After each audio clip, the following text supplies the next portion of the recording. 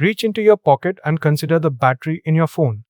Think of the one in your laptop and the enormous one that would sit beneath the floor of an electric car.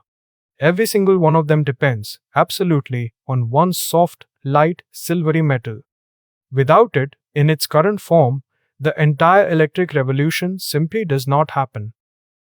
And a very large share of the world's supply of that metal is produced and refined by a single American company most people have never heard of. It is called Albemarle, and this is a series about the companies that run the world. Albemarle represents a very particular kind of bet and a very particular kind of power. It is, in essence, a focused wager on a single element, lithium. It does not make the batteries, or the cars, or the phones. It makes the lithium, the one irreplaceable ingredient, without which none of those batteries can store their charge at all. In the great electric transformation of our age, it has positioned itself at the narrowest and most essential of choke points. To understand why this matters so enormously, you have to understand the metal itself. Lithium is the lightest of all metals, and it happens to be extraordinarily good at doing the one thing a battery must do: holding and releasing electrical energy efficiently. For now, and for the foreseeable future, there is simply no substitute for it at the scale the world requires. Every lithium-ion battery, by its very definition, must contain it. And the demand for that metal has, in just a few years, gone supernova. As the world races to replace the combustion engine with the electric motor, to fill our devices, and to build vast batteries to store renewable power, the appetite for lithium has exploded beyond anything the industry had ever seen. It has earned itself a fitting nickname, white gold, or sometimes the white petroleum of the coming electric century. Albemarle sits close to the heart of supplying it. It is an American specialty chemicals company that made a decisive push into lithium and became one of the largest producers of it on Earth. It extracts the metal from beneath the ground and then refines it into the ultra-pure, battery-grade chemicals that the makers of the world's batteries actually need. It is, in effect, one of the great taps feeding the electric age. The scale of its importance is measured not in the size of the company, which is modest next to the two giants, but in the criticality of what it controls. Along with a small handful of peers, Albemarle supplies a very large share of the lithium that the entire global battery industry runs on. To be one of just a few companies standing between the world and the metal its electric future demands is a position of quiet but immense strategic weight. But this is a famously wide and treacherous business, defined by brutal cycles of boom and bust. When lithium demand surged and supply could not keep up, prices rocketed to almost unimaginable highs and the whole industry boomed. Then, as producers everywhere scrambled to dig more, supply came flooding in and prices collapsed just as violently. It is a roller coaster that can whipsaw even the largest players from enormous profit to painful loss in the space of a year or two. Getting lithium out of the ground is also genuinely hard and slow, and it comes in two very different forms. In places like the high salt flats of South America, it is drawn up as brine and left to evaporate under the sun in vast ponds, a process that is slow and thirsty for water. Elsewhere, above all in Australia, it is mined from hard rock, which is faster but energy intensive. Neither method can be scaled up quickly, which is exactly why supply struggles to keep pace with demand.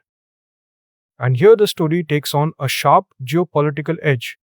While the raw lithium is mined in a few countries, above all Australia and parts of South America, the crucial step of refining it into battery-grade material is dominated overwhelmingly by China. So there is a choke point hidden inside the choke point, and control of the lithium supply chain has become a matter of urgent national strategy for the great powers of the world. Albemarle does not have this critical field to itself. It contends with rivals like the Chilean producer SQM and the powerful Chinese lithium champions Ganfeng and Tianqi, among others. The race to lock up the world's lithium resources, from the salt flats of the Andes to the mines of Australia and Africa, has become one of the defining industrial contests of the energy transition, fought between companies and nations alike. The moat, for those who hold it, is the most physical one imaginable. You cannot invent a lithium deposit.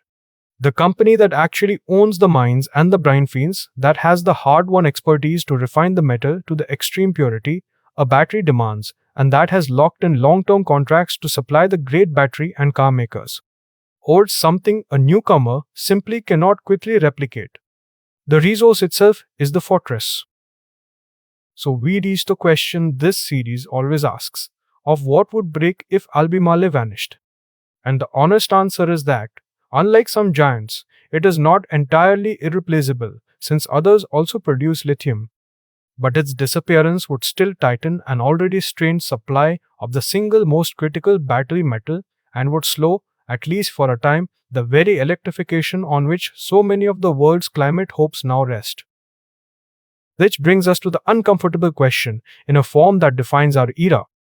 Is it wise to escape our old dependence on oil, only to build a new and equally profound dependence on lithium, a scarce metal concentrated in a few geological locations, refined in fewer still, and controlled by a small number of companies and countries?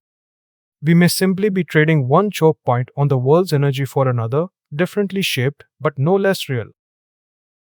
To be fair, and it genuinely deserves saying, what companies like Albemarle do is absolutely essential to any hope of a cleaner future. Someone has to find the lithium, pull it from the earth, and purify it at enormous scale to make the batteries that will power the transition possible. It is difficult, capital-hungry, and often environmentally fraught work, and without it, the entire electric dream remains just that, a dream. And that is the deeper lesson of this particular giant. There is a rare and powerful position to be found in betting early and betting big on the single scarce ingredient that an entire coming revolution will depend upon. Albemarle understood that in the shift to an electric world, the deepest power might belong not to those who make the sleek cars or the clever batteries, but to whoever controls the humble essential metal at the very bottom of it all.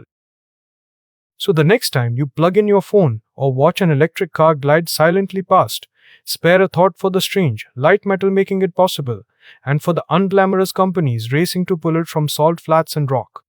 Somewhere in that soft, silvery element, dug from a few remote corners of the earth, lies one of the most quietly critical dependencies of the entire modern world.